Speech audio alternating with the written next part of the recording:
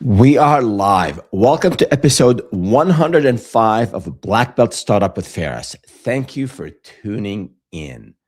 What's new in the world of entrepreneurship? Well, most consultants spend a lot of time learning how to get clients, and that's important. You need sales to have a business. No sales, no revenue, no revenue, no business. I always say that. But what I've seen over 20 plus years in consulting, in entrepreneurship, and after growing multiple businesses to seven figures and one to eight figures that we sold to Dentsu, the global media giant, I see a lot of problems, not just in sales, but also in delivering what consultants sell. So if you want to grow the business, if you want to have a sustainable consulting business, you have to focus on delivery. And this is what we're talking about today. Because a lot of consultants a lot of the problems in consulting show up after the deal is signed. Expectations aren't fully aligned and aren't fully defined. And execution becomes reactive instead of structured and proactive. And I'm going to fix that for you today. I'll be answering all your questions. I've already have 20 plus questions. And also for those of you who are joining us live or listening in live or later, do send me your questions. Leave a comment if it's something very personal. You haven't told the world that you're about to launch your business and you don't want to share this publicly. You can email me at info@startupwithferris.com. I answer all the emails I get. And then Ferris is spelled like my first name, Feras. So today, again, in addition to answering your questions, I'll be covering starting the project correctly, avoiding these critical early mistakes, and then staying in control from day one. I'll break down the 5 phases of properly managing your consulting projects, including initiation or kickoff, planning, then we have execution, monitoring, and closure. But before we jump in, as I said earlier, if you have a specific question about delivering and servicing your clients, let me know. If you have a question about entrepreneurship in general, about getting started, about taking the leap, about marketing, about partnership, if you have questions about accounting or how to choose the right accountant or lawyer, do not hesitate to reach out, either commenting on LinkedIn, on YouTube, Instagram, on Facebook, wherever you are, and make sure you follow that channel on YouTube. I'm here to help. I've built these businesses. I've made a lot of mistakes. My job now, I'm on a mission to help you get to where you want to go faster. It's not going to be easy, but it'll be much easier if you follow the framework, the systems, the worksheets, the templates that I'm sharing today and that I typically share across all the content that I share, that I have on YouTube, on LinkedIn, and also on other social media. So stay here. Let's step on the mat. Let's make this happen. Let's make sure you have happy clients, delighted clients who will help you build and grow a sustainable, profitable business. At the end of the day, it's going to come down to profitability and making sure you have not only you're taking home something that will help you achieve your dreams, but also building a sustainable business. So that's our focus today. All right.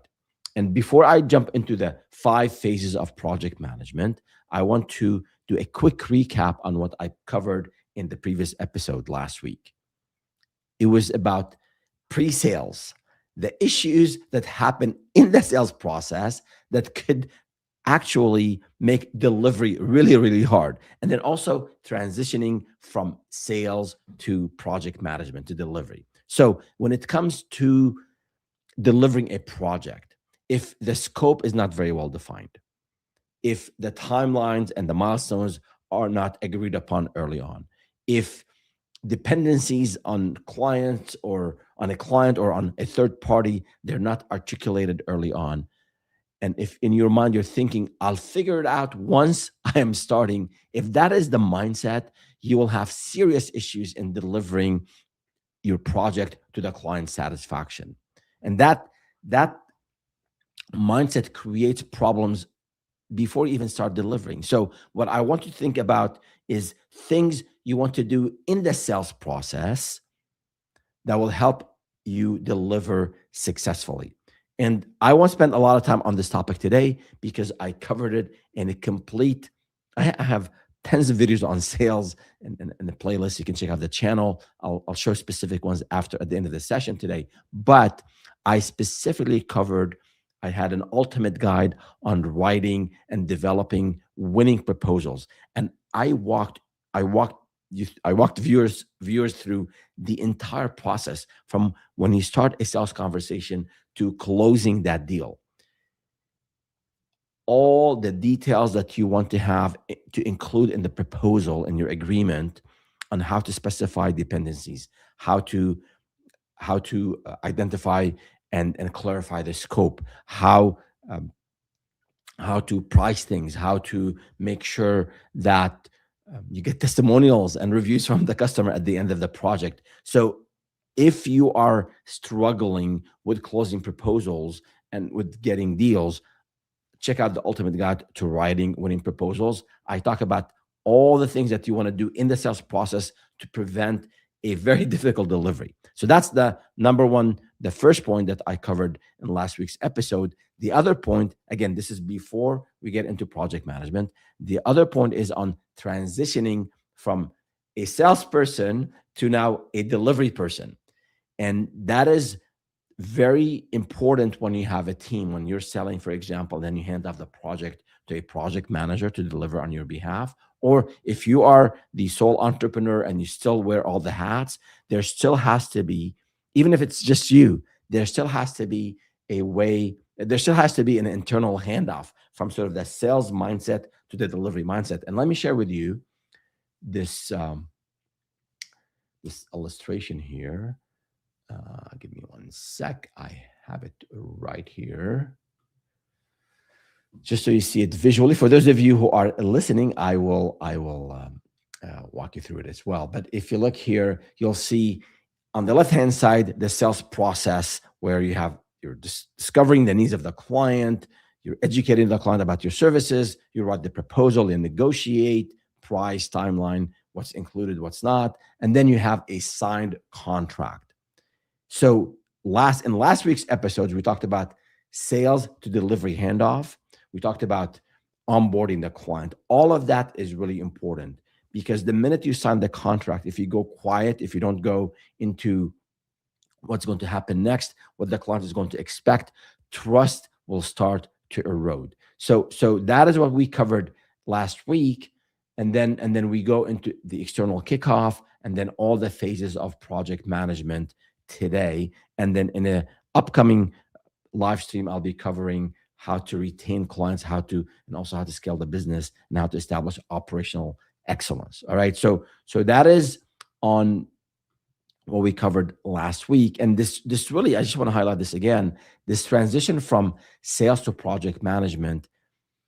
I know it's not just you just started a business. And what do you mean, Ferris? What do you mean we should have an internal handoff? I want you to sit down and think about your mode of operation when you were selling. You were building trust because the buyer doesn't know you yet. You were building a rapport. You were flexible. You were saying yes to this and yes to that. And you were just focused on winning that signed contract, which is great. That's the mindset you should have.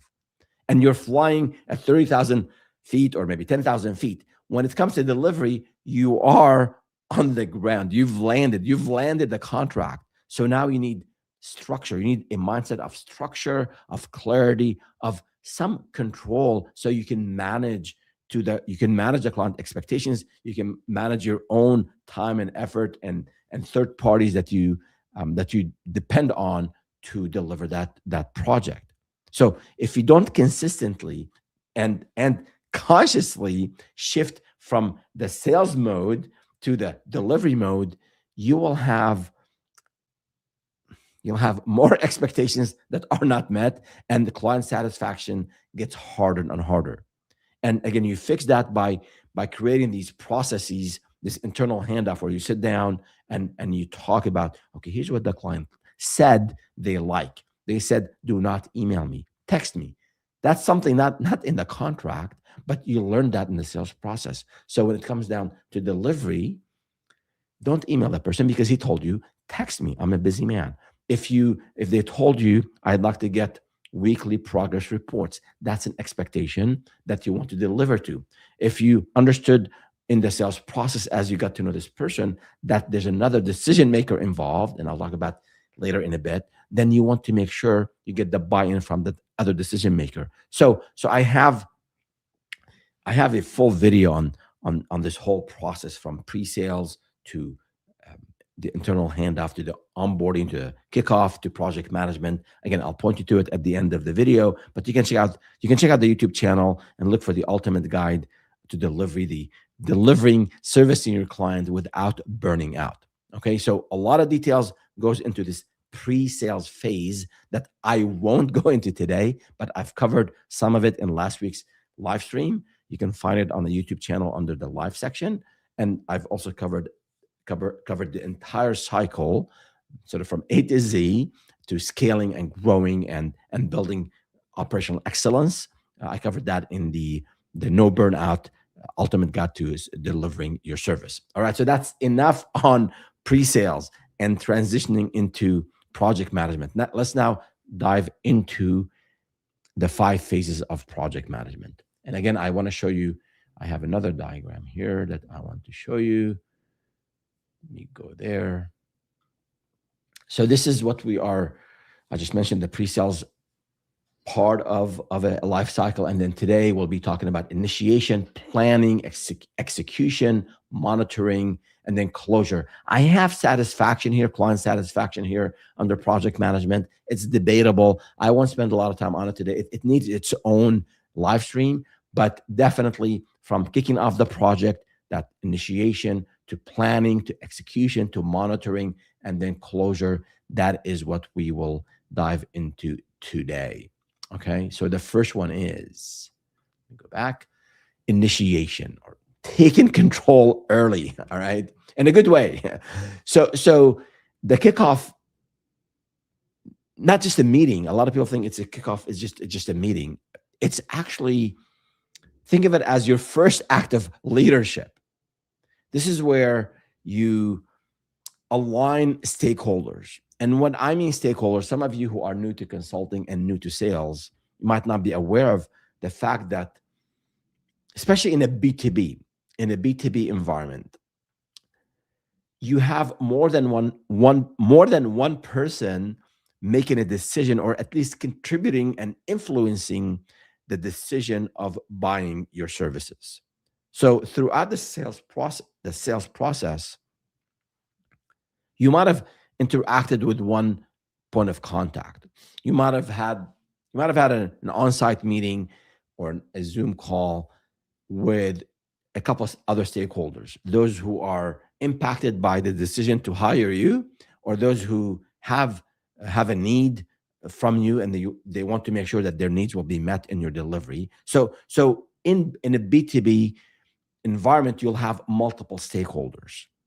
And one statement that I'll make throughout this episode is complexity dictates formality. The larger the deal is, the larger the company, the more complex the service is, the more of these elements will exist. So you'll have more stakeholders. According to some of the research that I've seen, it could be up to 10 stakeholders, depending again on the company size and the complexity of the service.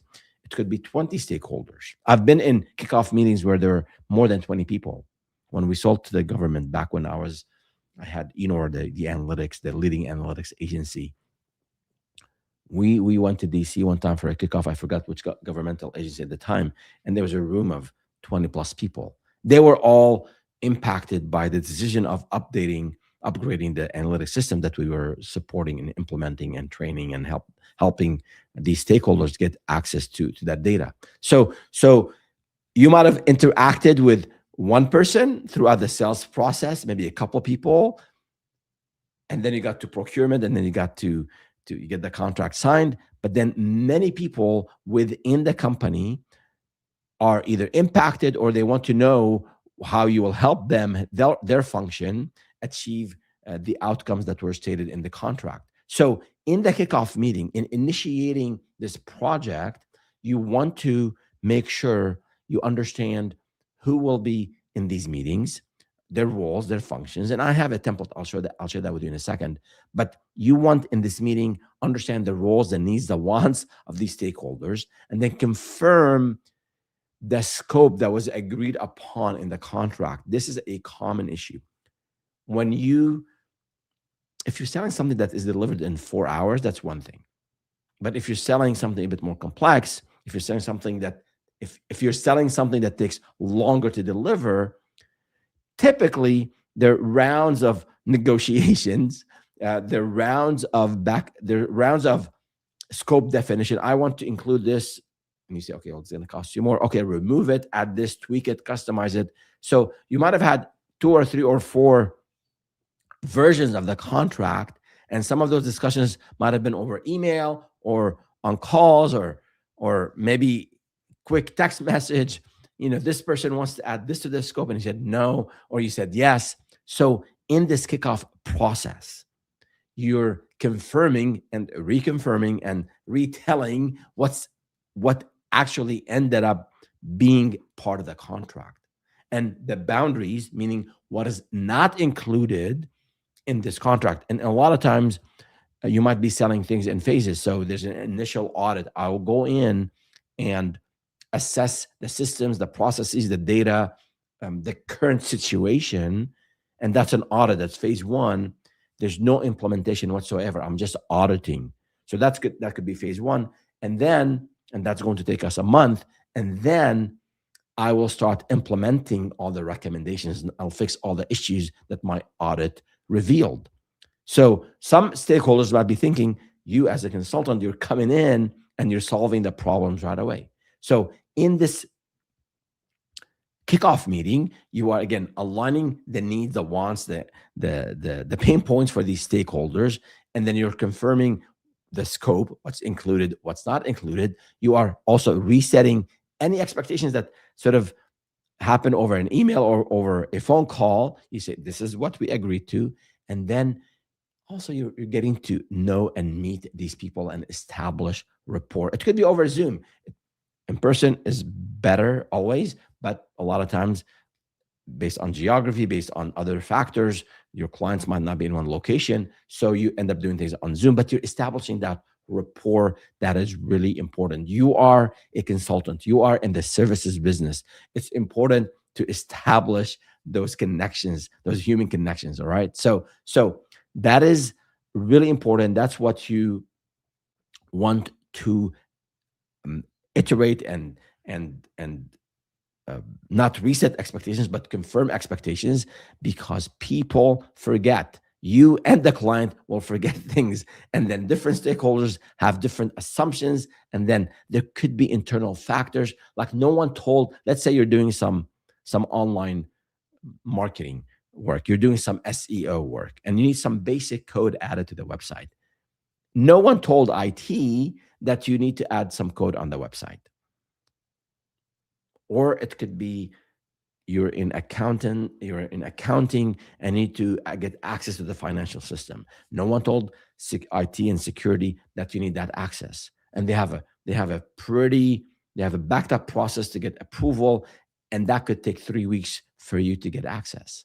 So when you meet all these stakeholders, then you let them know what is expected, what is it that you need from them, and then you're not going to get started. That clock is not going to start ticking till you get access to the information that you need for you to deliver your service.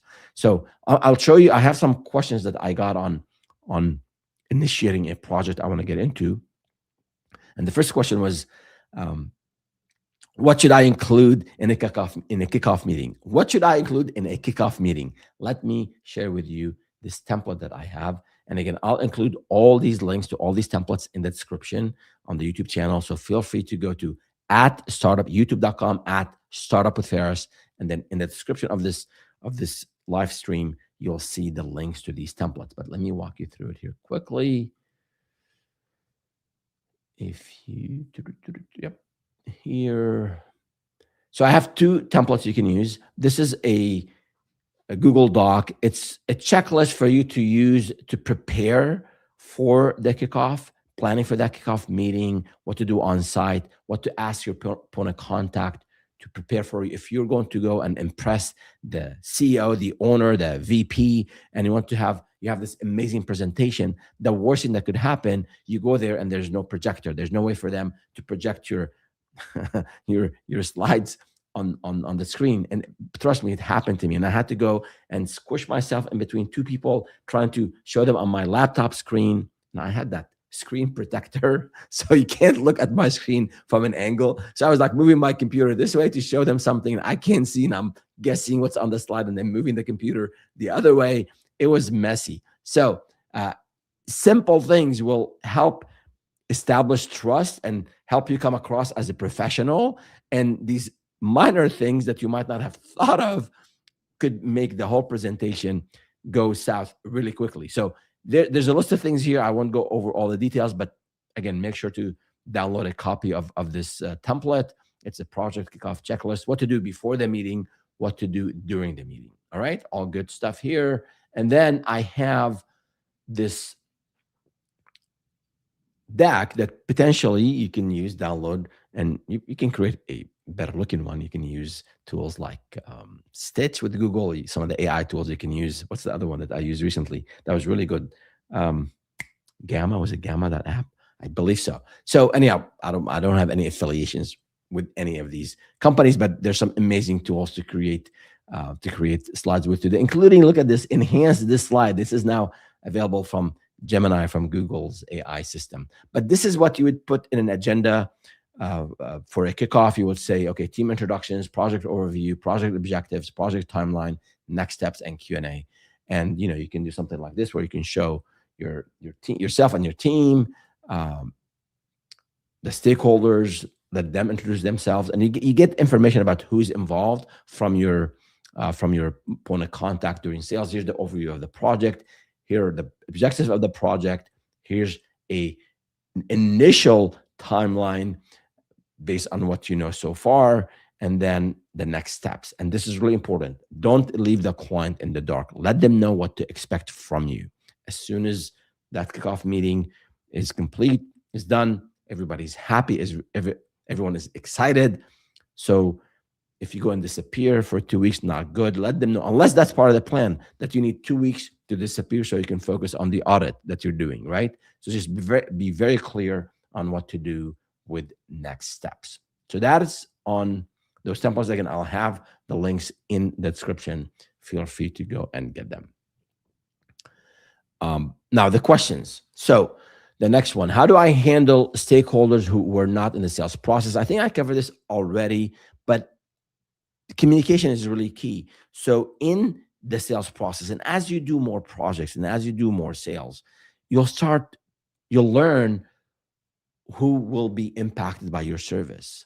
If you're an HR consultant, if you're an AI, let me use an AI automation, an AI workflow improvement consultant, and you will be helping, let's say, a manufacturing company improve their processes, from taking that bill of material, taking that contract and taking the order all the way to delivering whatever it is, let's say a circuit board, right? They might have 20 processes.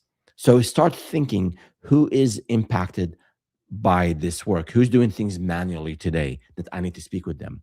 Who has access to documents that the customer is using today? So over time, you'll develop a pretty comprehensive list of the typical functions in a company that are impacted by your work. And then you can be proactive and tell your main point of contact that you will need access, or you'll need information from these stakeholders. Again, the larger the company is, typically, the more of these parties that you need to interact with, and the more formality is required for you to access and get information. If you're working with a small business and a small business owner, and you need access to their website, they'll probably give you their password to their hosting environment. Say, hey, go, or their WordPress, go and access it and make your own edits. Don't check with me. Show me the changes after you make them live. That's what a small business owner who's not technical and they trust you, they'll give you access to things. If you're working with a Fortune 500, I can tell you for certain that it could take weeks to get something added to a website. I remember one time we worked for an international global brand in tech, and we needed to add some code on the website to track data. And he said the homepage of that company, I won't mention the brand, there's a whole team in charge of just the homepage. And any changes to the homepage required the review, the approval of a senior executive. So imagine the time that it takes for you to get things approved, and over time you'll be proactive about asking the type of questions and educating your main point of contact on what to expect after the contract is signed, and how to engage these stakeholders so that you align everybody according to the timeline that you put for this project. All right. So, and again, there also could be other reasons in terms of handling stakeholders. Like there could be some internal politics.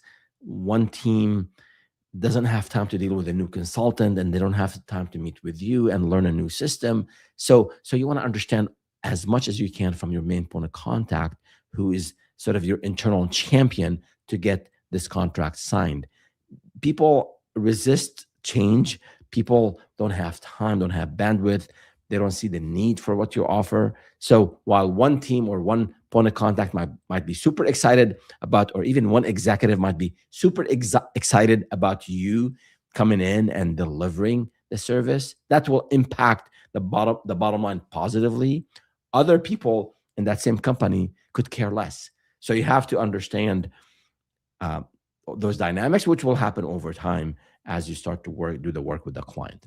All right, so that's the question. The next question is, again, for those of you who are live, feel free to add your comment, your question. I'll be more than happy to address them.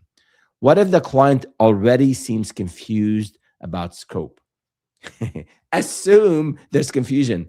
So assume there's misunderstanding. Assume that you or the client forget. So that's why a formal internal handoff between you as a salesperson and you as a delivery person is important. So you track everything that happened in the sales process.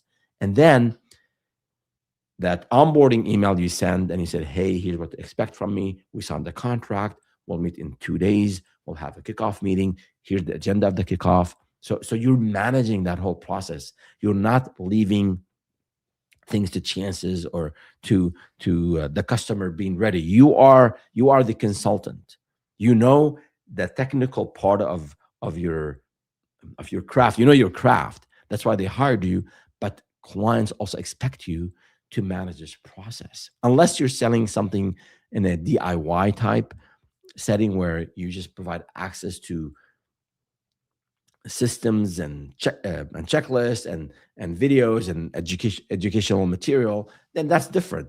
But if there's any type of ongoing communication, ongoing deliverables, interaction with the client, you want to set the expectations, not just about when that service will be completed, but also about updates, communication, about milestones, dependencies, all of that. You want to have a whole lot of clarity on this so that there are no confusion on anyone's part. So if the client seems confused, I'm telling you, assume there's confusion, assume there's misunderstanding, assume not everybody on the same page. So if you follow the process I just mentioned earlier about that client kickoff meeting and the agenda and the details that you want to cover, that will put everybody on the same page, and it will make the whole project just be done a whole lot more smoothly. All right. The next question, we have 2 more, then we go to the next phase of project management. So should I document everything or keep it flexible? I mean, you want to be thorough and you want to use judgment. If you're selling something that is delivered in 2 weeks, you don't need to have daily meetings and daily updates. So maybe a quick end of week update for the client. Here's what I've done this week. Here's what will happen next, and we'll wrap up the project. So that's one level of documentation one level. Maybe an email update could be just sufficient. But if you're working on something that's complex, that is a 3 to 4 to 6 month, it's a 3 month project or it's a 6 month project, there has to be a whole lot more formality. And again, the longer the time, the more complex the service is, the more stakeholders that are involved, the more formality, more documentation you want to have. And people could be on vacation, people could be out of the office, people could have been multitasking while you're giving this amazing presentation about how you will impact their bottom line and save them money and all that good stuff. Some of the folks might not have been just listening to you. So documenting that, sharing an executive summary after the meeting is done, sharing a weekly update with the highlights, with the dependencies, with tagging people if you are waiting to hear from them on certain things. All of that is really, really important. All right. And the last question here before we go to the second phase, which is planning. So we're in the initiation phase.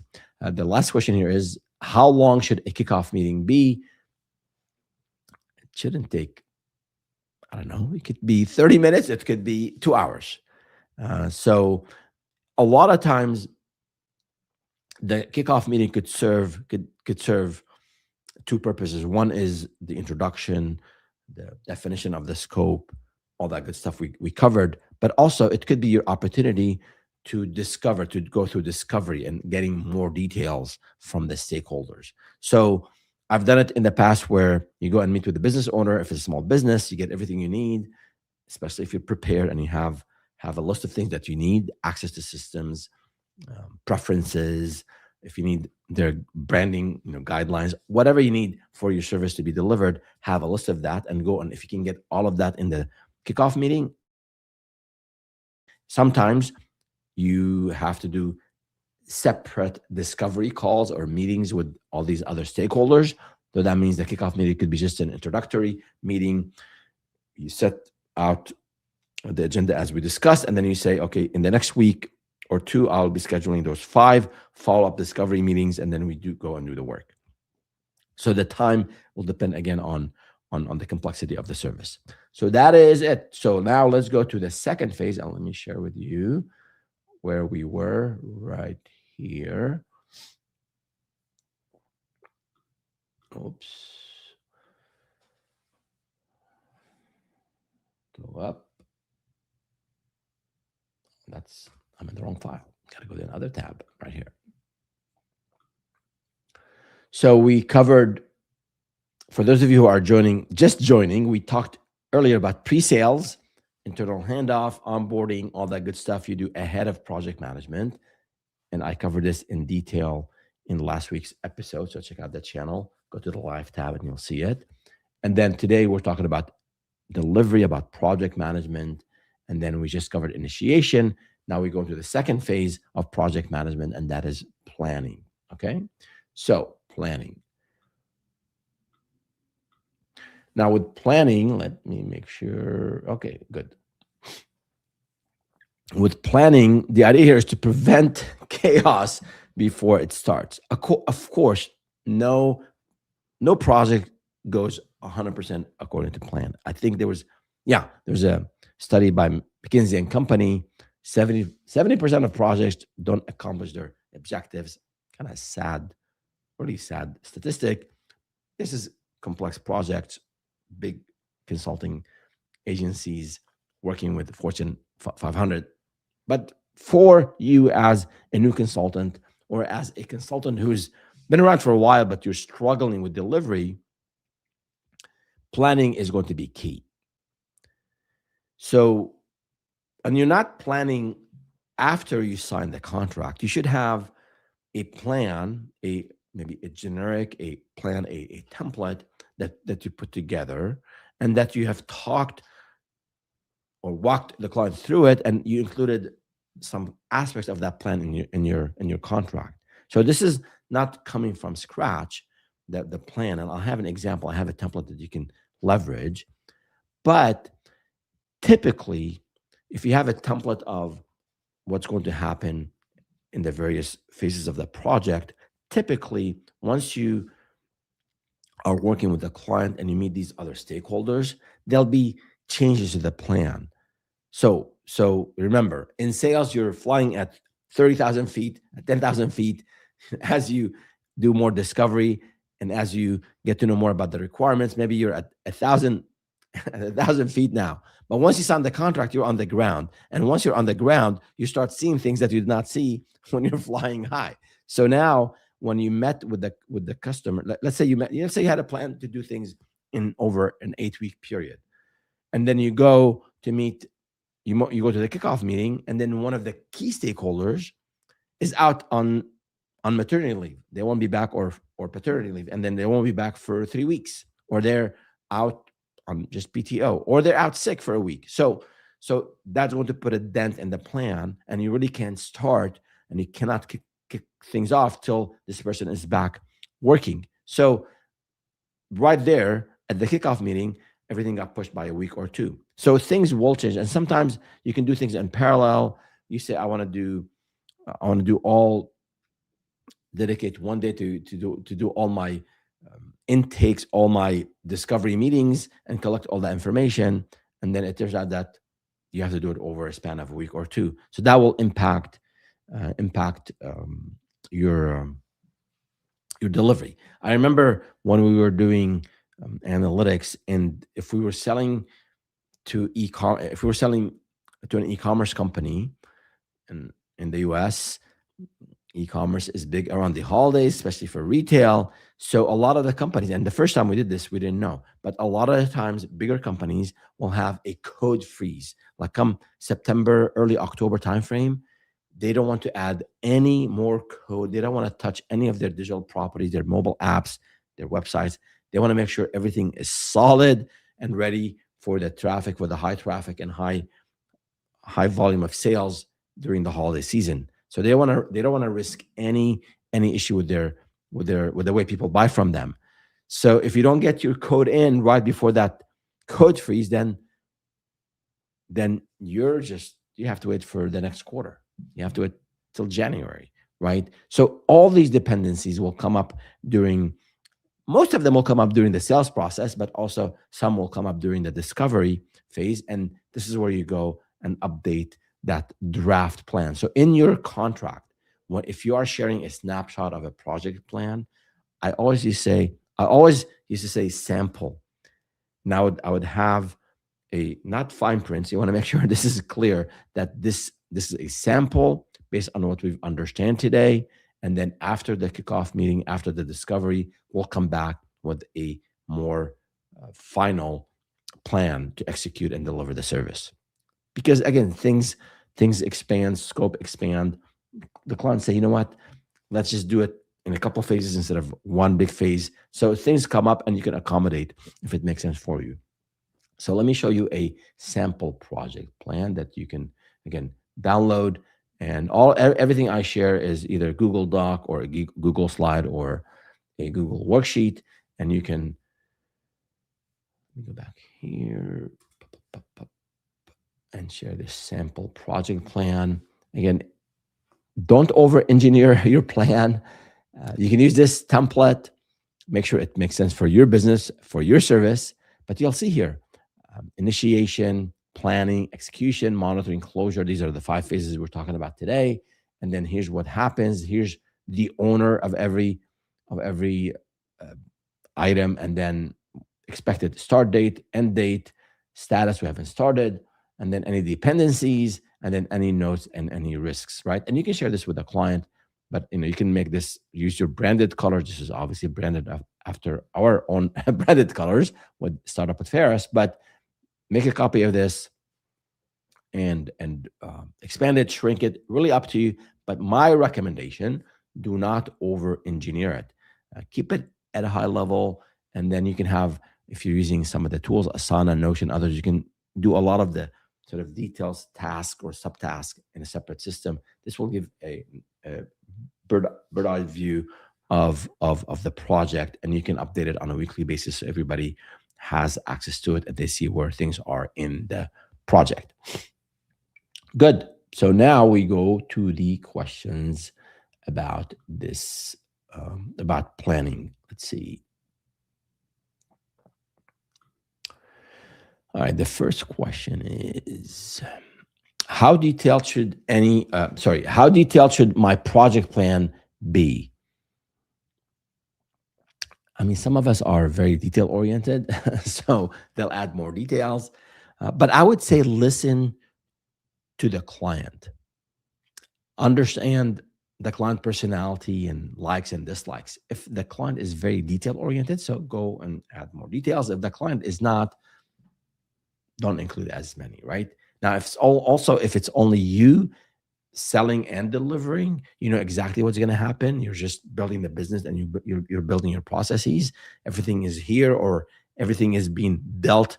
You're building the airplane as you're flying, as we say here in Silicon Valley. So maybe you don't need as much detail.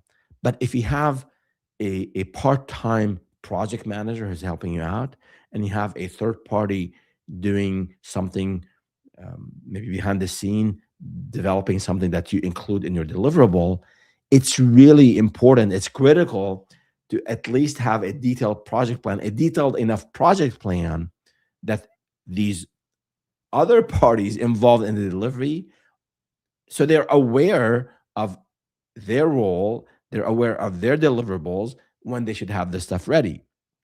So it helps you internally to plan things out. Or let's say if it's just you, but you have three clients at the same time. So you've done a great job, an amazing job selling, and now you're delivering. So make sure that you have these project plans detailed for each client, and you make sure that you don't have the same deliverable or three deliverables due the same exact day. And there's no way that you can deliver all that amount of work on the same day. So it's important to track it down. If you want to use a Google Sheet, that's fine. If you want to use one of these systems out there, Asana, Notion, that's great too. But the idea is start simple, add complexity as you are developing and improving your planning and your execution. But don't start with something with like 50 steps, and then it's hard to track. It's hard to keep track of things that you'll have to update it. So start simple and then grow it over time. Question number 2: what tools should I use to track projects? I mentioned Asana, ClickUp, Notion. Start with Google Sheets. If you've used Microsoft projects before and you like to use the Microsoft team and that ecosystem, that's fine too. It really doesn't matter. I would say a Google Sheet is more than sufficient initially. Over time, you want something that is more sophisticated. There's just a number of things. If you a lot of times you're using maybe a CRM that might have some project planning elements, or you're using a system that might have some planning tools. So depending on the service that you're offering, there could be some industry specific tools. So look for those as well. All right, the next question: how do I estimate timelines accurately? A very good question. If you're just starting out, you haven't sold anything, you haven't delivered any project on your own, that's going to be difficult. But as a consultant, my assumption is that you've done this work before. You have some skills, you have knowledge, you have expertise. So you can go back to similar projects that you delivered when you were part of corporate, but when you were not on your own, and break down the things that took place and how long they took. Now, you might have been only responsible for one part of it when you were in corporate, and now you're responsible for everything, including sales, including things you want to do after the project is complete. So do your own, I don't want to say guessing, but just list things out based on your own experience. Of course, talk to others. I'm a big proponent of networking and meeting peers and people in adjacent industries, learning from them, learning the gotchas, learning what customers are expecting. That's really important. Talking to competitors. A lot of people share information.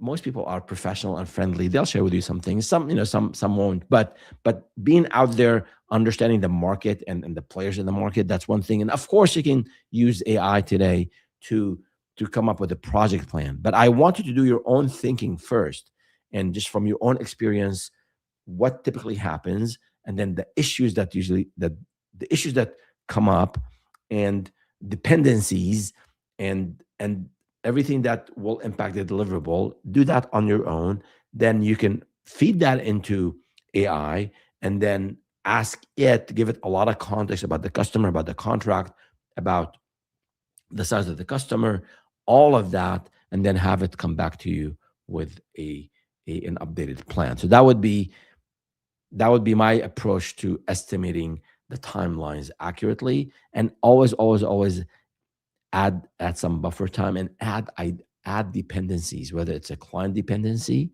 meaning you cannot do the work, you cannot move to the next step till the client provides, and remove that dependencies, and also any third party dependencies. Whether it's an example, you have to get access to the hosting environment if you're doing things with websites, or you have to get access to the performance review system, and you don't have an email and IT. You don't have a company email, so there's no way for you to come in. So they might have to give you a temporary email address, or they might have to schedule time to give you access to those systems. So all of that impact the timelines. But as you do after you do a few projects, you'll figure out all of these things. Um, how long specific tasks take, the dependencies, what orders, what order certain tasks should be listed, in your project plan. All of that you'll develop and improve over time. But initially, document what you've done in the past, run it across AI with AI, get an updated document. Don't pass this blindly to the client. Please, please, please review it. Make sure it makes sense. Human in the loop, as they say with AI, and then deliver to the client. Now, in terms of clients pushing back, that's the last question in this section before we go to execution. So, what if the client pushes back? Clients don't do that, right? Well, are they pushing back in sales, in the sales process? If the client is pushing back in the sales process, you have to evaluate, and then you're committing to delivering within a specific time frame. Then you committed to that in sales. Make sure you can deliver. Do not overcommit. You want to undercommit and over deliver. That's how you get delighted clients. That's how you get referrals. That's how you get more business. And clients, some people like to negotiate, and they like to, or they might have a specific time or date, or a specific activity they want to have the service completed before. As I mentioned, if you're adding code on e-commerce websites for big companies, you want to look for that code freeze window and avoid.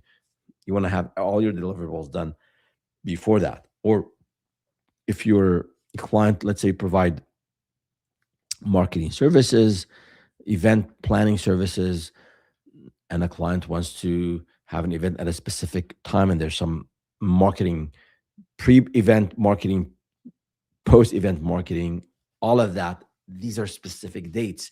So the client will push back. You can't do the marketing for an event a week or a month after the event, right? So if the client is pushing back, take that input, look at your schedule, look at what you can do, be very creative. I want you to be very aggressive in saying yes, but make sure you can deliver. There's a difference between, okay, I'll work a couple of nights, I'll work on the weekend, I'll make it up, I'll get someone. But if you're dependent on others, make sure they're on board with these commitments when you're agreeing to an aggressive timeline. If it's just you, okay, I can do it, no problem. But if you are depending on others and you agree to a specific timeline, it's critical, it's essential that you get the buy-in from these other people, including your business partner, if you have one, a contractor, someone who supports you in that delivery process. So that's really important. And also it depends on how hungry you are for the business. If it takes you 2 weeks to do something and the client wants it in 1 week, do you say yes or do you say no? If you say no, they might go elsewhere. So every time you negotiate, there's a risk of you not winning that negotiation. So there's a balance. Initially, I want you, especially if you're just starting out, I want you to be very hungry. I want you to be very aggressive in saying yes, yes, yes. Over time, that same mindset of saying yes, yes, yes will drive your business to the ground. So be careful with my advice here. I'm saying initially, if you don't have sales, if you don't have clients, I want you to say yes, yes, yes. Profitability is not even secondary, is not even on the list. I want you to get build that muscle of selling, of delivering, of getting delighted clients, because they will buy more from you. And you need that revenue. They will refer you to others. They will give you a testimonial. They'll give you a case study. All these assets will help you get the traction that a lot of consultants struggle in getting. So that's one approach. Now later, when you're very profitable and someone says, hey, I want this done in 1 week, and you know it takes 3 weeks, you can be more choosy. You can say, no, we can do it in 2.5 weeks, but we cannot do it in 1 week, because you don't need that sales at that point. But early on, I would say within reason, be aggressive, say yes, find ways to get the job done and win that contract and make that client happy. That's really important. All right, we have someone says, hi, this is Bridge Watch Diaries. Hello, thank you for joining. If you have any questions about entrepreneurship, today we're talking about project management, delivering what you are selling or what you are about to sell. So we've covered initiation, we've covered planning. Now we're moving on to execution. So if you have any questions, Bridge Watch Diaries, let me know. I'll be more than happy to answer them. So let's just to make sure for those of you who are just joining, so to know where we are in the process, let me go right here. And we covered initiation, we covered planning, and then now we are talking about the third phase of project management and servicing and delivering to your client, execution. All right, execution. So let's do that. So you've kicked off the project, you updated the plan, everyone is excited. So what happens now? The one thing I don't want you to do is to go quiet. I don't want you to go work behind the scenes for 3 weeks and then come back with this big reveal. Okay, I'm done. That is risky. That will not help the client trusting you. So I want you to be showing progress if you can, depending on the type of service you offer. At the same time, if you can't show or if you can't show progress because of the nature of the business of the service you offer, at least have some sort of follow-up updates. Don't disappear for 3 weeks and come back with this big reveal. Share what you're working on. If at all possible, you can have a small win early on. You're exceeding expectations. The client, you're telling the client in the sales process in the kickoff that you'll be done in 3 weeks, and they have this amazing audit or this amazing website or this amazing pitch that maybe they're helping you develop, whatever the service is. If you can show a small win, create a small win early on, the level of satisfaction and delightment and delight and appreciation sort of goes a high really quickly, because they're not expecting this, and you're helping them with something right away. You're exceeding their expectations right off the bat. So I'll give you an example. We were working with a consultant who helps us get speaking engagements. So they pitch on our behalf. And in the contract, we agreed on one pitch to a specific audience.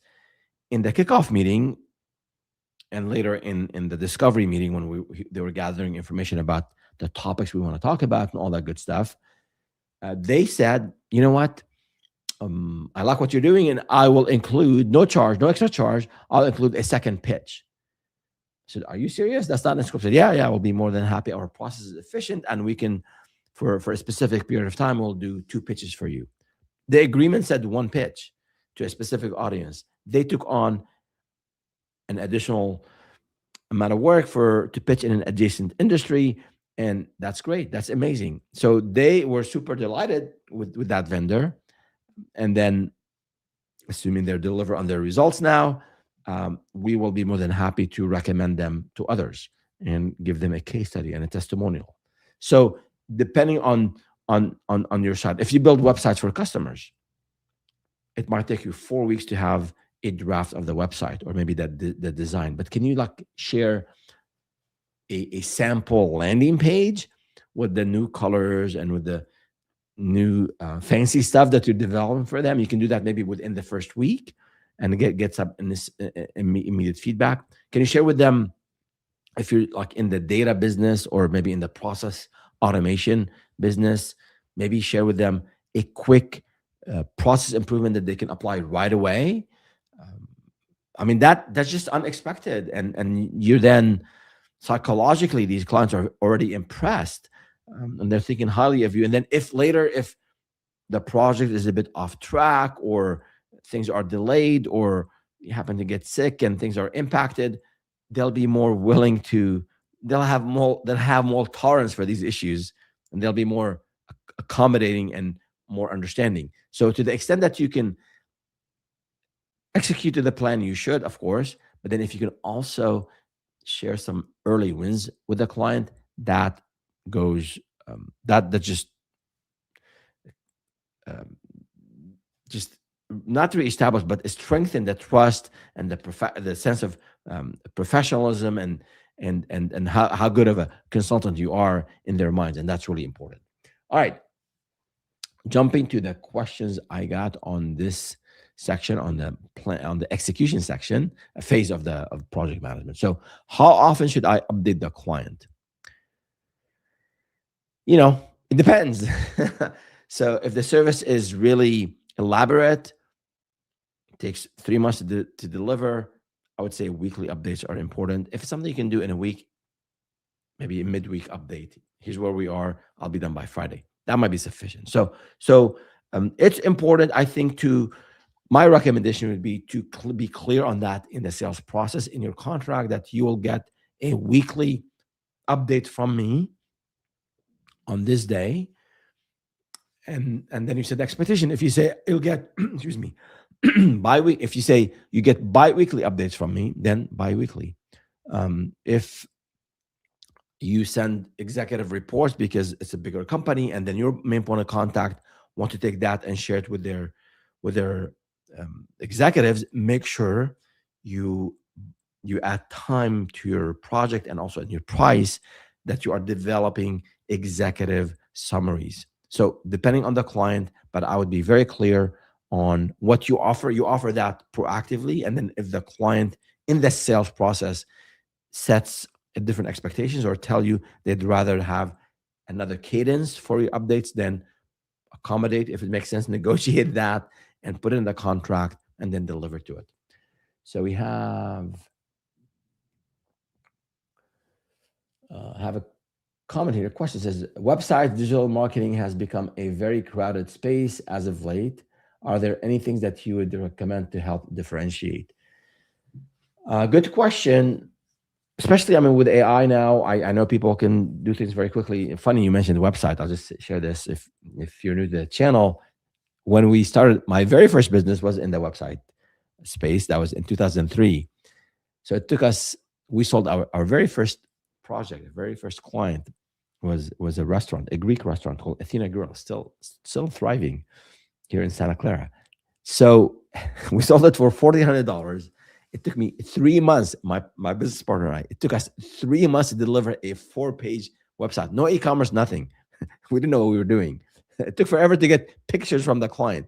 So guess what? On my next proposal, I said, client to provide pictures, high quality pictures. Otherwise, there'll be delays. But back to your question, I mean, digital marketing has become a very crowded space.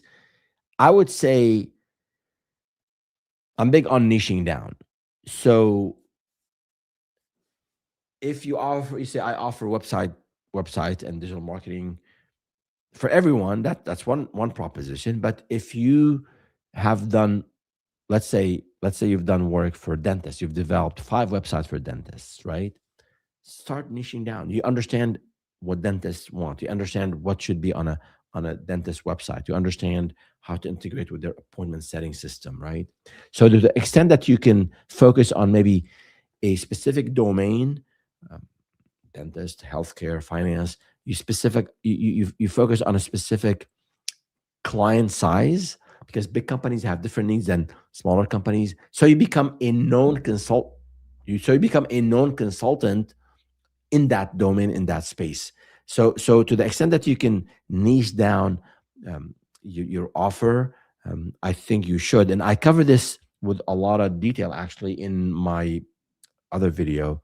Uh, I'll show you here. It's called The Ultimate Guide to Starting a Consulting Business. Let me just go there for a second and show you this. I think it's a long video. A lot of these ultimate guides that I produce are not a 10-minute video. They're a 40, 50 an hour video. But if you go to the videos on the channel and go to this one right here, it's been very highly well received by the community. Right here, this one here, The Ultimate Guide to Starting a Consulting Business in this year, in 2026.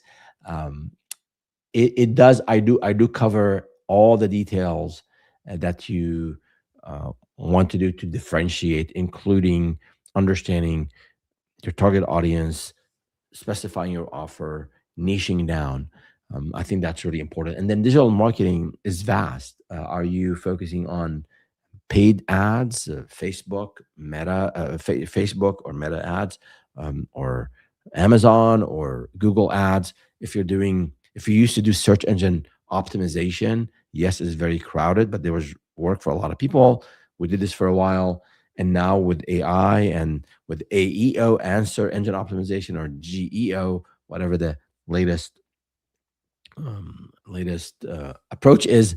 But you can definitely be ahead of the curve if you start to experiment with how AI is now replacing some of the search volume and some of the results, where people get answers and then the obviously sources to those answers. So you can be ahead of the curve if you are experimenting with AI as it relates to SEO. So yes, I think it is a crowded space, but you have to differentiate.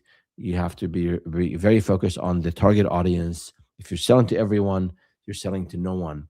And a lot of us, when we start, we're thinking maybe we have this scarcity mindset subconsciously, or we think that I want to conquer the world. I want to sell to everyone. Actually, you're doing yourself a disservice. I would say focus on a subset of companies or demographic, and then in a specific vertical, specific company size, specific service. Once you are very well known, very established, you have solid revenue from that niching approach, and then you can expand gradually and do other things. So that would be my recommendation there. All right. So the next question here, we're still in the execution phase of project management. How do I handle scope creep during execution? So scope creep is that you were hired to draw a circle this size. Now the client wants it this size, or you're hired to develop an IT audit and an IT cybersecurity um, um, systems and processes and protect the company's assets. And you thought the client had 10 computers and 10 individuals, and now you learn that they have 50, right?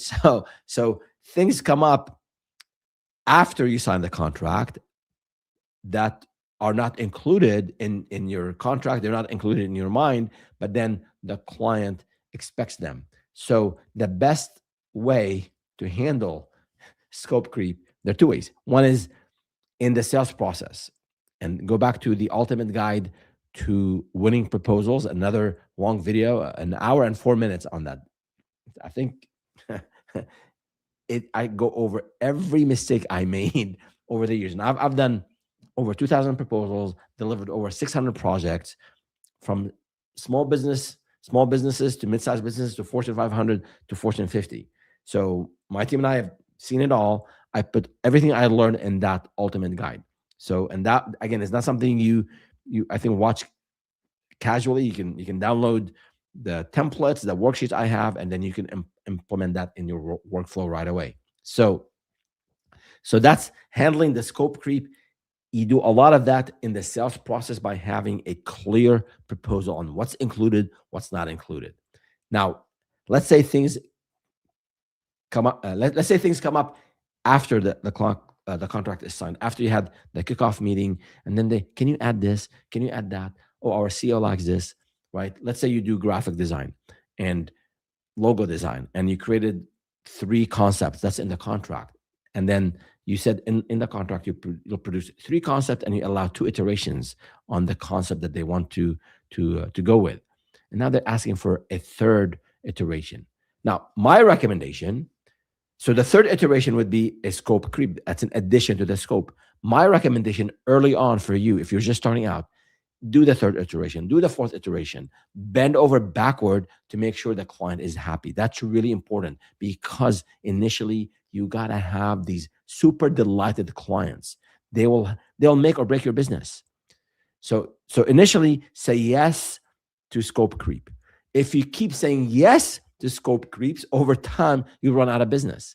So again, you have to you have to listen to the advice and apply it where it makes sense. So initially, okay with 10%, 20% more, that's okay. Make the client happy.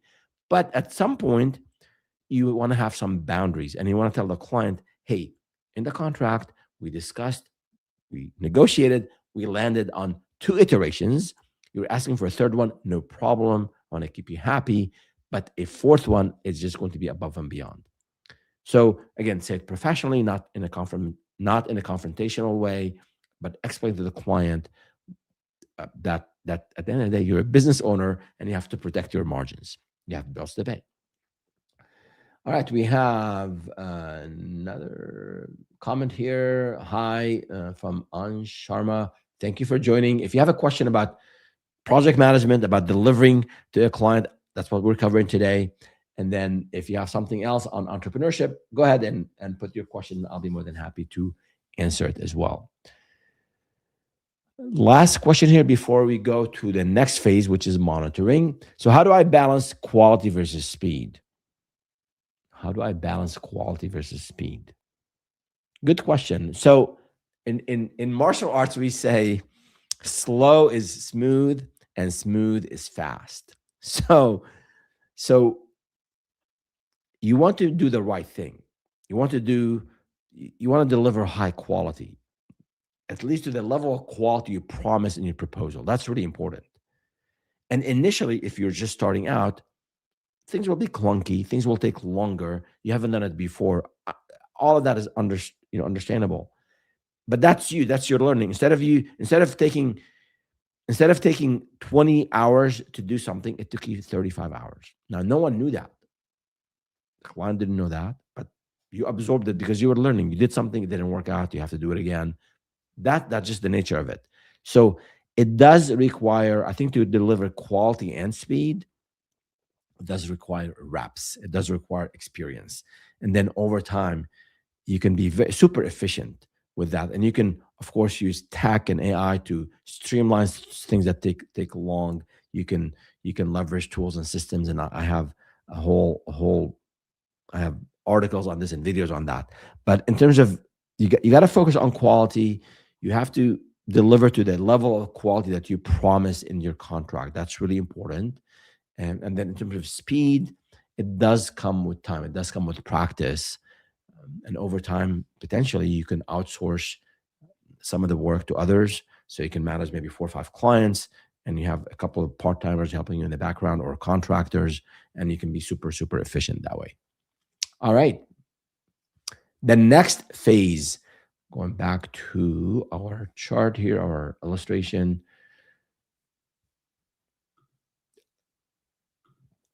And again, those templates I shared earlier, I will share in the description if you joined us later.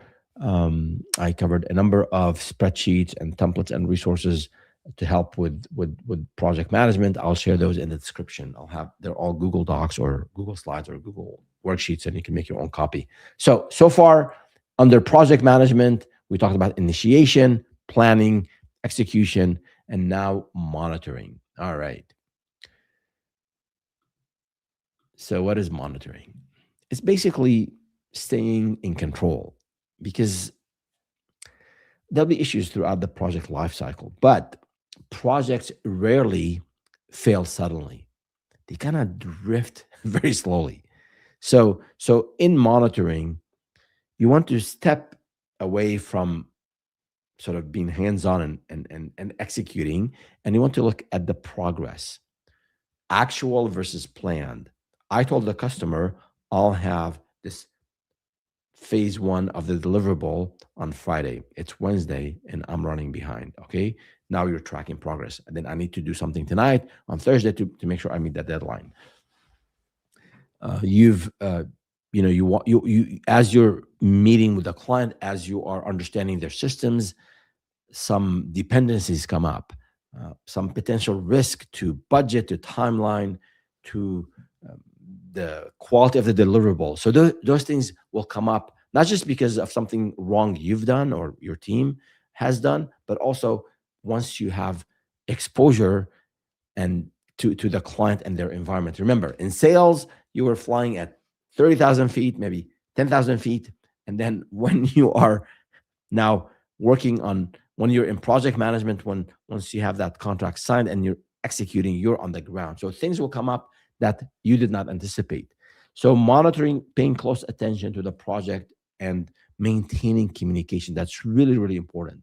It's identifying, seeing, sensing these issues, and then you as a consultant, as the expert, you come up with a way to address these hurdles, these issues, these risks that just came up, and then you communicate them to the client. So don't just send an email on a Friday afternoon and say, hey, we are running into this issue. Oh my God, what do I do? No. If that can wait till Monday, maybe I don't send it on Friday night. But if it's time sensitive, urgent, go ahead and send it whenever. But the idea is be proactive, mention this in the project status call if you have weekly calls, or if a project update over email, mention the things that just came up, and then your plan to address them, especially if it's something on your part. You're depending on someone else to do this work and they're sick or they're behind, they're delayed, they disappeared. It happens. So come back to the client and let them know here's what's going on. I will catch up on Tuesday instead of Friday, and then that will not impact the overall project plan. So be proactive about it, own it, and show the client what you're doing about it, so that you are keeping their project top of mind. You're not just letting things slide. And I think it's important to establish rapport with your main point of contact. Now, some of that trust and rapport were established in the sales process. They bought from you, not just because you're an expert. People buy from people. They like your approach. You convince them enough to trust you with their reputation within the company because they chose you. So you've established some rapport, and you can always ask them for feedback, especially if they're not involved in the delivery. A lot of times you sell to someone and then they hand off the project to someone else for them to be your delivery point of contact. So I would say it's a good habit to, throughout, especially in the early phases of the project where the potential of misaligned expectations is high, ask for feedback, whether it's over email, on a call, the person who's maybe approved you in and introduced you to the team.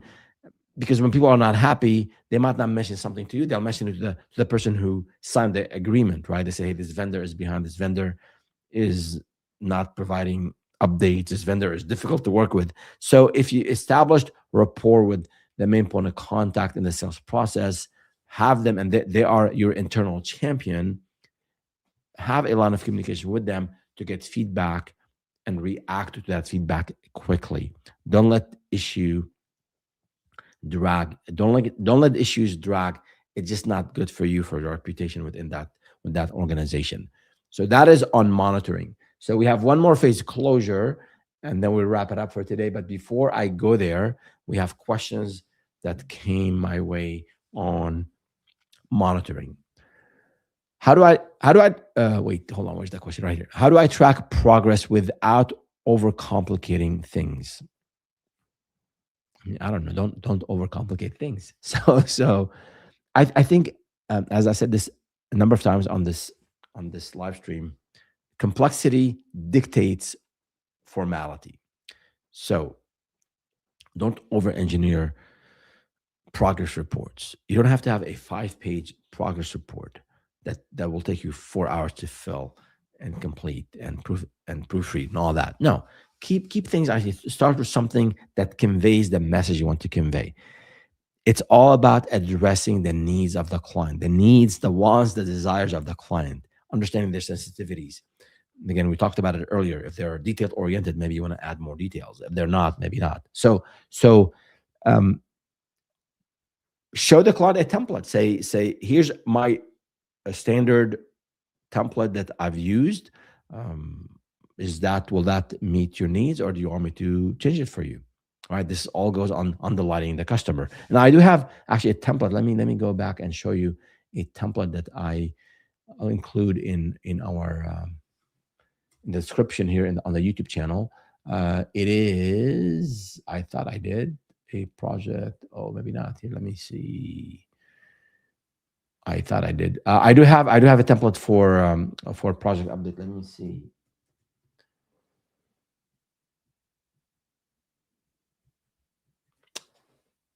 I can't seem to find it now, but I will find it and I'll include it. I do have one for a standard report, a progress report. So let me just. I thought I had it open. Now I can't find it, but that's okay. I will share it with you in the description. So please go ahead and check it after the live stream. Sorry about that. Okay. But basically, executive summary. Here's what happened this week. Here are the goals for next week. Here are some issues we found. We need your help with this. That's a specific template, but I will share that with you after the live stream. Okay, so I have a question here. It's in all caps. It's hard to read in all caps. I'm a M&A data analyst from India, and I want to sell by services in the recurring model to small business owners, which can afford full-time, but I don't know whom to target and how much to charge for it. Okay, so yeah, just a big favor, if you just don't tap in all cap, it's really hard to read. So you're an M&A data analyst and you want to sell. Yeah, so I mean, obviously, people who want to sell their businesses need your help, because you can help in that due diligence process. So I would take a look at your experience, take a look at the types of clients you worked with, take a look at the industries you worked with. All of that, those will help you differentiate. So you don't want to target anyone. You want to target people, customers who want to sell. You want to target customers who want to sell, but they are in a specific industry, a specific company size. It's one M&A, and I've gone through M&As.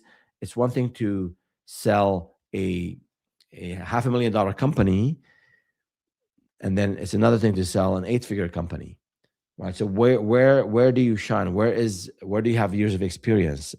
Add that verticals, add that specific market. So the more, I would say, again, back to what I said earlier about niching down. You have to check out the consulting guide, the ultimate guide to starting a consulting business in 2026. That video on my channel, not a live stream. Go to the video tab. You'll see. Scroll back to, I think it was about in August of 2025 when yes. Anyhow, you'll find that video. Scroll down, maybe the first 15 or so videos, you'll see that 51-minute video on all the steps you need to take to to specify your offer. Excuse me, I had to sneeze. so So I would say you got to define the offer. You got to package what part of due diligence, what part of data analysis you do. Do you look at the financials only? Do you look at other data? That's your offer, and then your target audience, and then the outreach. You have to do outreach on LinkedIn. You can identify founders who are been around. Let's say, like, you can search on LinkedIn. You can use the LinkedIn Navigator or other tools, Apollo or Instantly, and find people. Let's say a founder's been in business for 20 plus years. I would think they are closer to your target market, target audience than someone who just started. Someone who just started isn't likely to be selling, right? Or someone who's been around for a couple of years isn't likely to be selling. So those are things that will help you find your clients. All right. So back to the questions here before we go to the closure phase of project management. We talked about tracking this without overcomplicating. Let's see what's another question here. How do I handle delays professionally? I talked about this a few times already, but basically document. Whether it's something on your end, let the client know that there will be delays proactively, and at the same time, in the same breath, your plan to recover, your plan to make it up. Okay, that's on you. If the delays are caused by you or one of your team members, and things happen, and most people are reasonable, they understand. Now, if it's something on the client's side, again, documentation, whether it was in the proposal, whether it was in the handoff, in the external kickoff, you document what you want from the client. And if you're not getting access to these things that are required for you to deliver your service, just point that out in your weekly email that you send to the client, the progress report. Or if you're not doing progress reports, you're having weekly meetings, mention it on the call, and then summarize the call. And AI could summarize the call for you, review it, and then send it to the customer. Say, we are still waiting on you to deliver this before we can proceed. So that's really important. You have to manage this process. You have to be proactive about spotting these issues and then letting the client know. The last question here, before we go to the fifth and final phase: how do I manage difficult clients? Bend over backward, make them happy. Initially, that's really important. If it's a difficult client, what they're asking you for more things, they're asking you, they're negotiating hard, they're maybe unreasonable in their request. Initially, bite the bullet. If it's your first client or your second client or your third client, make them happy. Because if you make a difficult client happy, now you have the secret sauce to make everyone else super delighted. And super delighted clients will get you more business. You retain them, you upsell them, you cross-sell them. You retain them, you upsell them, you cross-sell them, and then they refer you to others, and they sing your praises to their friends, and you get more business that way. Word of mouth is a thing, especially for small businesses. So initially, deal with it. Okay. Now, if they're very unreasonable, if they're abusive, if they, there's a line, of course, beyond reasonableness. So of course, you want to be professional. If they're shouting, you don't have to shout back. Do not shout back, but you can control your anger and say, this is what we agreed to. This is what I'm doing. What else you want me to do? So try to be very objective. Sometimes you have a subordinate, like let's say you sold your service to a VP, and then you have a manager under this VP who's really difficult to work with. So at times you might have to go and escalate. I would say deal with that person who is being difficult and understand why is it that they're difficult. Did they have a bad day at home? Did they just have a car accident? Is their child sick and they can't concentrate? It could be that they're lazy and they're trying not to do the work. Okay, hopefully that's not a very common situation, but you run into these. So you have to deal with people issues require patience, and you're the consultant, you're the vendor. I would say bite the bullet initially and make those clients happy. But over time, as you get more revenue, as you become more profitable, you can be more choosy, you can be more firm. But initially, you want to bend a little bit, just like the bamboo tree. It bends a lot, but doesn't break, and then it bounces back. So, and you want to really and you understand why is it that person is this person difficult. It could be that something that you promised you're not delivering on. You did not manage the expectations. You did not understand their sensitivities. You did not understand their preferences. So those are really important for you. And then every one of those situations where you are dealing with a difficult client, you're learning from that experience. It's not failure, it's not on you. Just learn from that so that you can avoid it in the future. You can be provide more clarity about expectations in your next proposal, right? So you can update your templates, your processes to better manage these situations. All right. Let's see. I have another comment here. Farid, hey, welcome back to the live stream. Thank you for being here. Let's see what's the question. What if client replies to you using AI generated text? Is that a red flag? Interesting question. I mean, a lot of people are using AI, vendors and clients. Some people are starting to use agents to look and process some of their emails. So if it's a quick, casual email is one thing. They're just being efficient. Maybe they're testing out some new feature in Gemini. I don't know. But if it's something you're sending a formal, let's say, progress report, and you've identified the goals for next week, and then there's something very sensitive that you need the client to do to accomplish, and you get this casual email back, say, thank you so much, Fareed, for delivering this amazing report. We'll check back with you next week. You might want to maybe phone the customer. You might want to message them on LinkedIn, tell them, hey, there's something really sensitive something that's time sensitive that has to be resolved. Otherwise, we will be back on hold. So I think we will see more of this. And AI, as we all know, is not perfect. So you will be the human in the loop in this case, and you have to raise the flag with the customer. That's how I would deal with it. I mean, I do get a lot of. I got an email yesterday, actually, from a vendor that we're using, but they might have automated something with LinkedIn and email sequencing. And I got an email, someone pitching me the service that I've already bought from that vendor. so I think they're using some automation. So these things happen. I mean, they're an amazing vendor. They're doing well. They're doing good work for us. So I'm okay. And next time I speak with them on the phone, I'll let them know.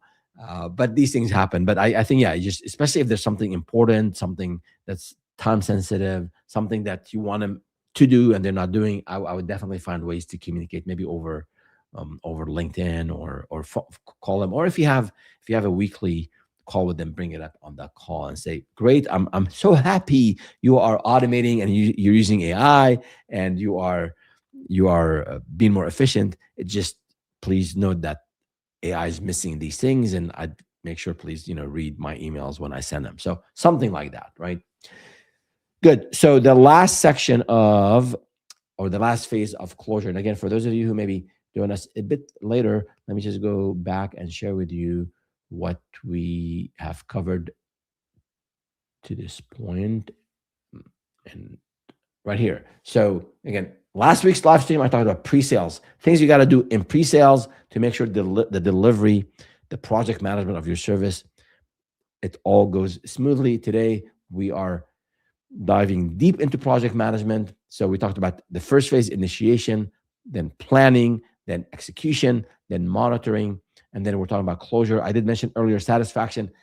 In the main video, The Ultimate Guide to Service Delivery Without Burning Out, I did include satisfaction as a phase of project management, although for the purposes of live stream and answering questions, I will dedicate a separate live stream for client satisfaction, and also about landing these and expanding. And also, I'll have another live stream on scaling with systematizing with tech and AI, and also on the science of art of delegation. So those will be upcoming live streams. But for now, I want to wrap up today's call live stream with closure. And that's really important. It's not just, hey, I delivered my system or my service and we're done. There's a whole lot more. You're leaving a lot of money on the table if you're thinking that way. And let's see, we have some new comment. Let me see if it's related to the previous feed. Let's see. Let me get back to the comment. Let me just finish this concept first. So closure. You deliver the service. I don't want you to read that delivery like a finish line. Yes, you've completed the work and you send the final documentation and the client said, thank you. That's great. But before you move on, project closure in sort of standard project management is not about finishing the work. In a pure project management perspective, yes, you've done the work. But as a business owner, as a consultant, I wanted to make sure two things happen. One is that you have a project retrospective. You have we used to call it postmortem, an evaluation of the project. You sit down, even if it's just you, sit down, what went well? What did not go as well?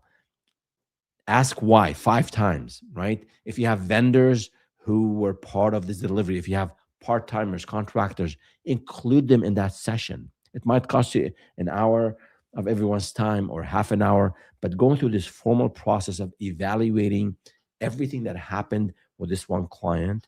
And ideally, if you can get feedback from the client through a form or just on a call, get feedback from them and include that feedback in this post. And I'll show you a template for that in a second. This post-mortem or project retrospective or project evaluation, that is gold, because if you've done things well, you want to maintain doing these things and you want to maintain what led to doing these things. And then if things did not go as well, if there were glitches in communication, in delivery, in scoping, in whatever aspect of the delivery, then this is the time while it's fresh in your mind, you want to document what happened. And as I always say, you want to be hard on the issue, easy on the people. So don't go and scream at a vendor because they messed up. You can be professional about it. You don't have to do business with them in the future. But if they are a long-term partner of yours, address the issue with them, identify what happened so that you can fix it, fix that glitch for the next deliverable, right? So that's one part of closure, is doing your own internal assessment. So let me show you this template that I have right here.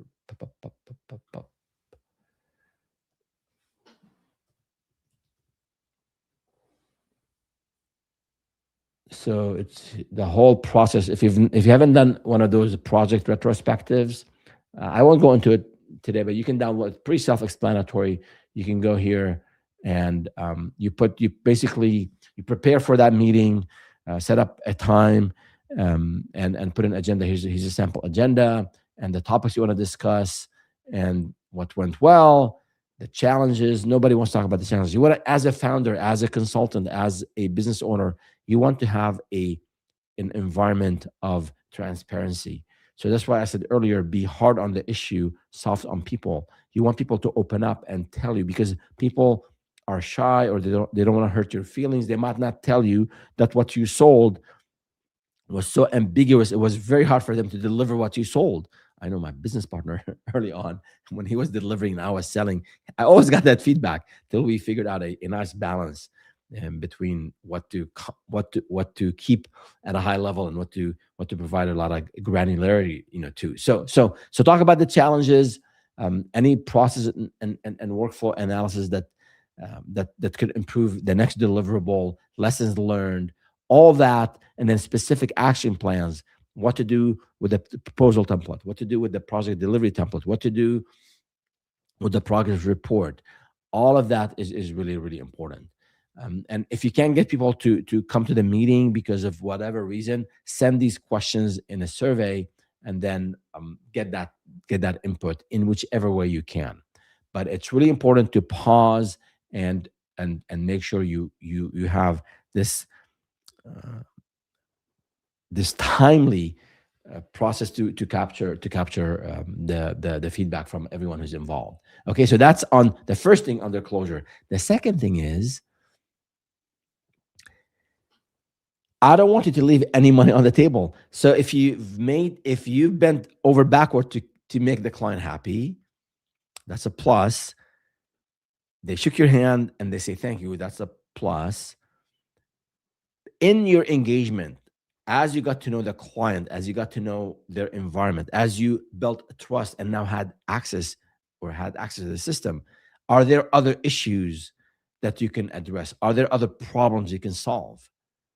So if you offer three services and if that first contract was for one of them, are there opportunities for you to sell the two other services? Is there some sort of, can I retain this client and have an ongoing service monitoring? If you provide design updates, could be like once a month. If you provide content marketing, there's an initial setting up of the different social media channels. There's maybe ongoing uh, content production and managing that whole process. If you do IT, quarterly audit. So they liked you. They valued what you've done. They've benefited from your service, clients that is.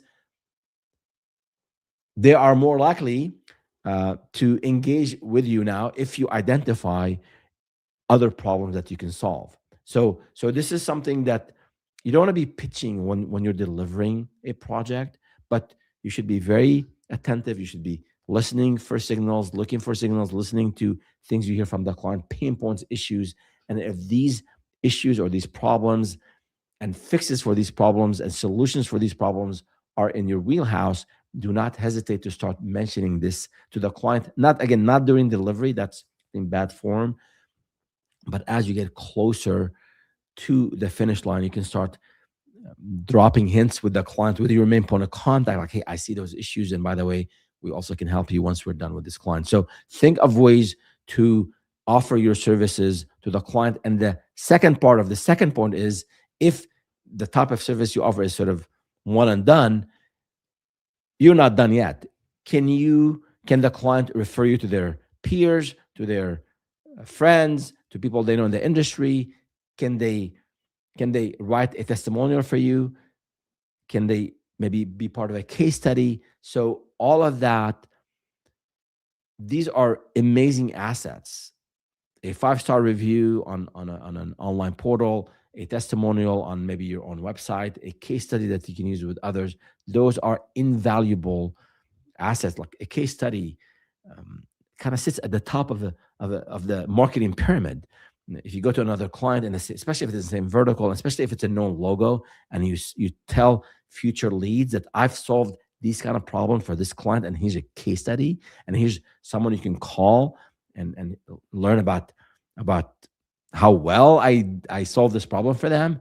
I mean, this is gold, right? So I don't want you to close the project and think it's done. I want you to get the testimonial, or collect the check, get the testimonial, get the case study, get the referrals, ask for the referrals. And again, I have an asset on how to do all of that.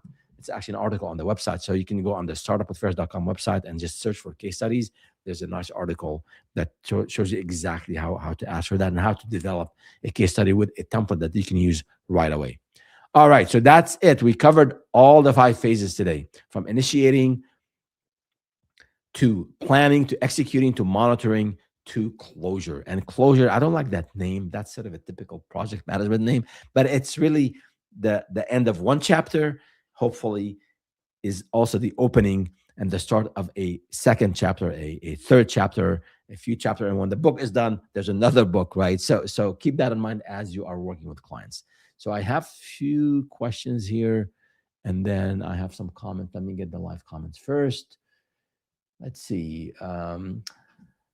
So I'm there with 3 years work experience. I want to target small biz with 5 to 10 employees. And then individuals I'm targeting to make 10 grand, getting 5 to 10 clients. I'm thinking small. Well, this is from on Sharma. Like, I don't know if you're targeting small or not, but I mean, I like what you said. You have 3 years of experience, so you've done this data analysis for M&A. That's great. You want to target small businesses, 5 to 10 employees. So it seems that you have experience with that client size, which is good. And then the 10 grand, I think you know the industry more than I do. So is that like, when you are, what with the experience that you have, 3 years of experience, how much were these projects sold? If they were sold for 20 and you can sell for 10, that could be a differentiator. So in terms of getting 5 to 10 clients, I would focus first on getting one client, especially if you're doing this on the side, making sure there's no non-compete and all that good stuff in place with your employer. But get that first client, and you have to do a lot of outreach. It might take you, especially a decision like this, a decision to sell a business is a big decision. You're not a broker, you are supporting that process. And I think bigger customers will have established brokers or financial analysts, and typically those will bring their own team members. So potentially you can go after clients, direct clients who want to sell that business, but you can also pitch your services as a contractor, as a consultant, to companies like brokers and to advisors who are looking for someone to do this work for them. So you can be a subcontractor to a company, maybe a bigger company. That might be one approach. But I would focus on getting that very first client, and start with with your network and with the people you've worked in the past, people who know you. And again, if you look at that ultimate guide to starting a consulting business, I talk a lot about, I covered that in detail. Let's see, we have another, uh, let's see, Fareed, yes. If, let's see, let me put it here on screen. If you charge a client 1K a month, a retainer for 1K a month, but the solution you provide or you built, it's an e-commerce website, brings him less than the 1K profit, is there something you can do now to retain that client since he is in the loss? So basically, you're charging $1,000 a month, and the client is bringing in a whole lot less than that. Are they, well, do they have other channels to selling? For example, they have a shop, a retail, they sell wholesale. So if the overall profit for the business is less than $1,000, that's sort of problematic. But if they're making money elsewhere and they're just starting with an e-commerce website and they're just new to e-commerce, and you educate them why it's important for them to invest in e-commerce and make sure the site loads properly and it's updated and all the good things that you know about e-commerce websites. So it's one thing. If they already have money, they're profitable, 1K a month might not be an issue at all. But it has to be, it has to serve, there has to be an objective. Like, you are doing a 1K a month retainer. Is it to do some basic SEO, some marketing, updating the website? That has to be serving an objective, right? So if there's profit elsewhere, I think there's no issue at all. You just have to show them that we are in this build stage. We are building your presence online. You're building this website. It takes time, and show them a roadmap and understand why is it that they're not making money. Is it that they're selling very low? Is it that nobody's buying? Is the issue like you're not getting the traffic, or is it that you're getting the traffic but nobody's buying? So maybe you do, I said bend over backward initially. Maybe go outside the scope of your engagement today and understand, analyze, be a business partner, and analyze why is it that they're not making money with this website, and then provide some recommendations to help them out with that. Okay, so here, I think this is the last comment, and then we'll wrap it up. I've worked on $1 million project in company with other 50 people in team. Yeah, so Sharma here, like, this is all great. So this adds to your credibility. So if you are building your like LinkedIn presence or a website, you can add all these projects.